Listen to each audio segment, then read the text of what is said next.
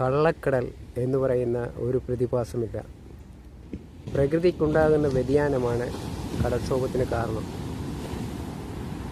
നമ്മൾ ചെയ്യുന്ന പ്രവൃത്തിയുടെ ഫലം നമുക്ക് തിരിച്ചു കിട്ടും എന്ന് പറയുന്നത് പോലെ പ്രകൃതിക്ക് നിരക്കാത്ത രീതിയിൽ നമ്മൾ എന്ത് ചെയ്താലും അത് നമുക്ക് തിരിച്ചടിയാകും.